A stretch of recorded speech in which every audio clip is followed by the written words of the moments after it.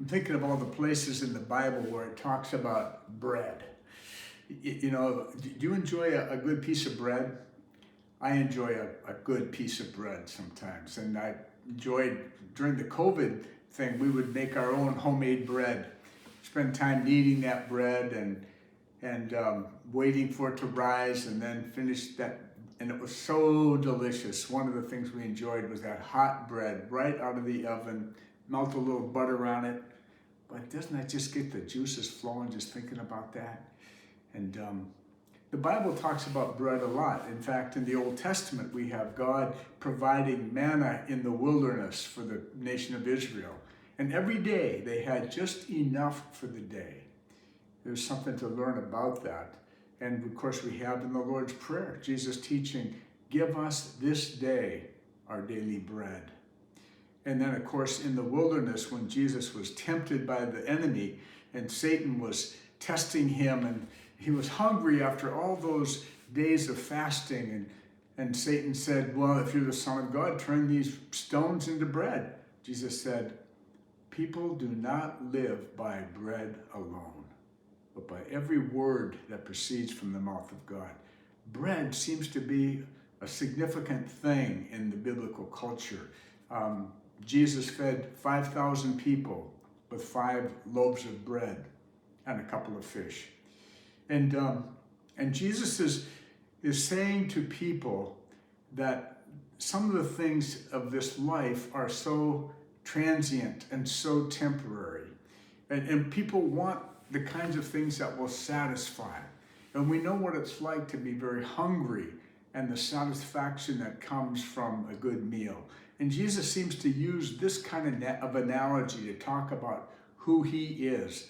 After he had fed the 5,000, the people are trying to find him again, and they're looking for him. The crowds see him, and then Jesus says, very truly, I tell you, you are looking for me, not because you saw the signs I performed, but because you ate the loaves and had your fill. Do not work for food that spoils, but for food that endures to eternal life, which the Son of Man will give you. For on him God the Father has placed his seal of approval. Don't look for that which perishes or won't last. And that's the thing in our world. So many people are looking for something to satisfy the inner cravings of their being. And not just hunger pains and those things, but they're looking for something to give fulfillment in life. Something to give a source of meaning and purpose. Something they can really live for. And so some people are trying to find that in their careers, or they're finding it in some kind of a search for pleasure, or a meaningful relationship, or something. And Jesus is saying these things won't really last. And then he makes a significant statement when he says in verse 35 of John chapter 6, he says, I am the bread of life. Whoever comes to me will never go hungry, and whoever believes in me will never be thirsty. It's similar to what he said to the woman at the well in chapter 4, just a couple of chapters earlier, when he was talking about living water. She says, give me some of this living water so I won't have to come to the well again, so I won't be thirsty again. And Jesus is using this as a picture of that inner thirst that people would have. And in this case, it's bread, that inner hunger that can't seem to be satisfied. And Jesus says, I am the bread of life. Whoever comes to me will not go hungry, and whoever believes in me will not be thirsty. And Jesus says that he is the one who will satisfy. Later in verse 50 of the same chapter, he says, but here is the bread that comes down from heaven, which anyone may eat and not die. I am the living bread that came down from heaven. Whoever eats this bread will live forever.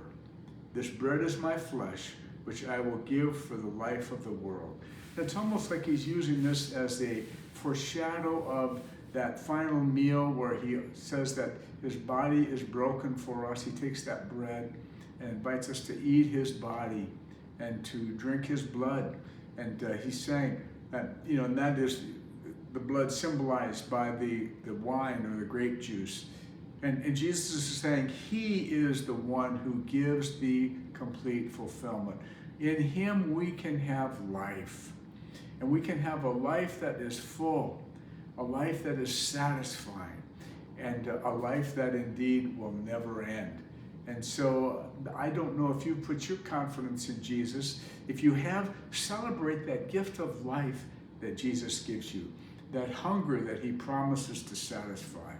And if you've not put your confidence in Jesus, I invite you to do that. And you can simply say, Lord, I believe that you are the one who is truly the giver of life, the giver of real life.